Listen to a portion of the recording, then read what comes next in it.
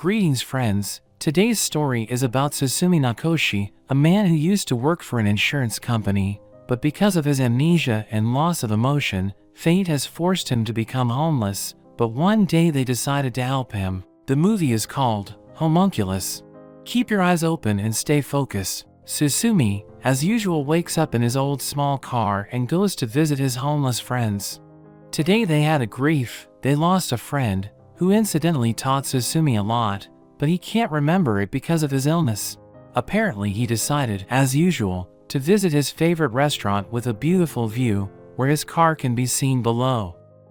But the people around him don't appreciate his visit because he smells bad. After a hard day's work, when Susumu returns to his lodging, he is discovered by Manabu Ito, a medical student who realizes that Susumu is living on the edge of poverty in normal life, so is going to help him by offering 700,000 yen for a trepanation, just to drill a hole in his skull. It's no big deal, just like a tooth. But Susumu claims he has the money and can figure out where to go himself. Suddenly Manabu says his name, though Susumu hasn't introduced himself, and the student leaves, promising he'll be back. On the morning of the first day, a homeless man finds Susumu and leads him to where his car was parked. It was towed away and Manabu showed up. He promised to change the man's life in just 7 days.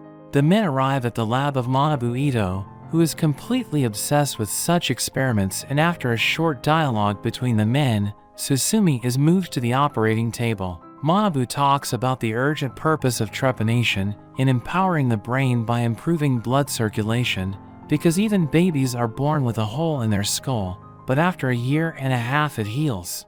The anesthesia has taken effect, so Manabu begins the procedure.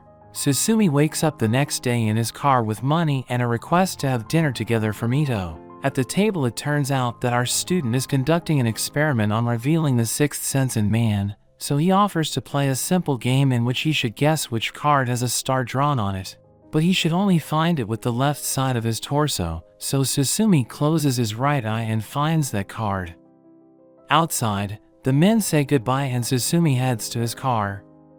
But the wind blows into him on the way and he casually covers his right eye, causing him to see people of unusual shapes and sizes.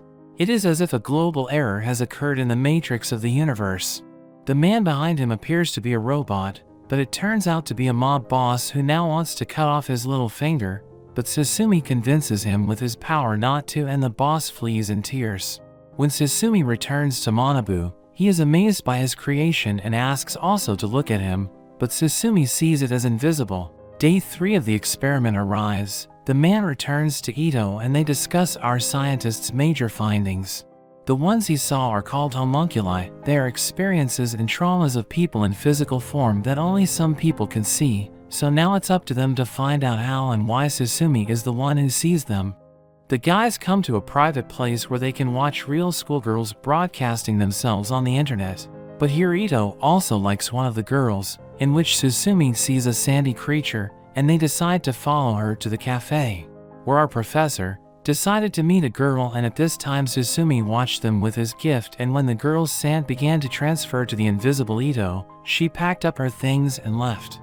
After that, Ito got red in the face and was about to leave, but before he did, he gave the trophy to Susumu. He returned home and remembered how the girl asked him if he was a virgin and immediately decided to change his appearance. And Susumu starts getting messages on his phone from the girl's mother, and he uses his skills to unlock the phone and find her Instagram, where she seems like a peaceful girl who puts her culinary talents online, but accidentally notices that she has a second account, where she already promises to reunite with someone. But unexpectedly, mobsters show up and take Susumu to the boss. He can't figure out what the scoundrel did to him yesterday, so Susumu starts looking at the boss like a robot again, trying to figure out the cause of his injury. The boss tries to resist and even kill our hero, but Susumu sees the true cause of his pain. As a young boy, he found a sickle in a field and wanted to exchange it for his friend's robot, but his friend refused, so in an attempt to get it back, he cut off his friend's pinky finger. Because of this, a heavy sense of guilt hangs in his soul, so his robot falls apart. And already the younger and older versions of him apologize to the robot representing his friend. And Susumu morally supports him, so the boss decides to redeem himself and leave Yakuza, but first he gives the same finger for his friend. Then Susumu looks at the boss and the homunculus in him is gone. So he returns to the car but walks into the park where his friend died, and suddenly he is in tears, which he has not seen for a very long time, and also his old acquaintance appears, who invites Susumu to dinner. The men touch on the subject of insurance in the course of their dialogue, and since Susumu is a former employee of an insurance company, he counts the cost of one of the men's lives, for which he gets punched in the chest by the older man, because in his opinion the cost of life cannot be counted. He immediately gets a call from the girl at the cafe asking for her phone back.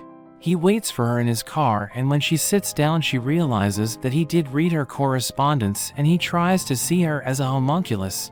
He realizes that she's not really made of sand, but of symbols that she was trying to convey to her parents and they wouldn't listen to her, so in protest she got into sex to find someone who would hear her. So Susumu decides to go straight and rape the girl right in the car, but that doesn't help. It just drags him into the abyss, and then he remembers the blood on her Achilles tendon, so he collects it in himself and kisses her, after which her homunculus dissolves.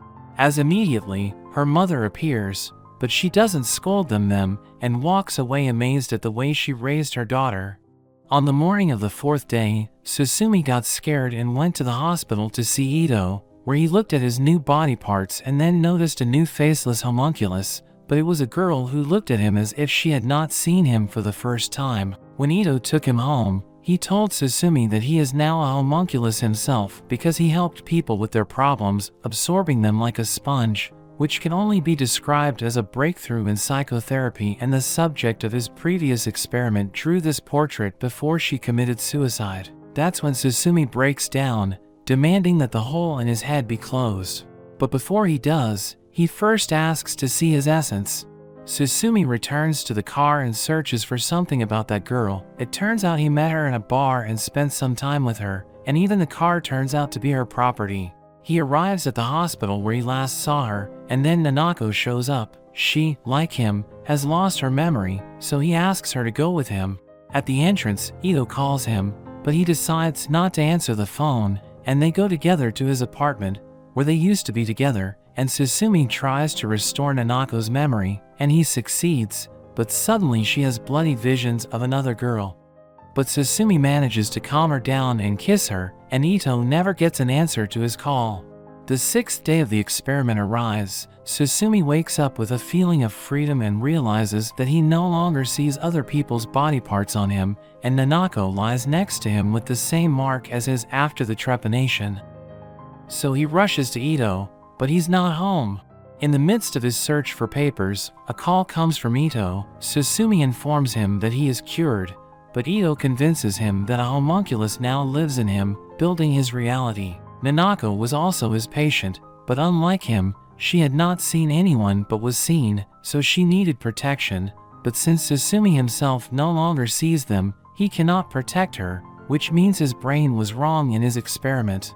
Ito himself arrives at the house where Nanako is. She opens the door for him. He walks in and calls her Chihiro. In the meantime, Susumu decides to redo the trepanation procedure in order to see his abilities once again and protect Nanako. After the procedure, he arrives home, where he tries to find Nanako's real pain, but her homunculus starts showing completely different faces, and then Susumu realizes that it is not his love, and the girl confesses that she killed the real Nanako. It was in the middle of the night. She had a fight with her brother that caused him to get distracted from the road, and not only crashed himself, but ran over Nanako.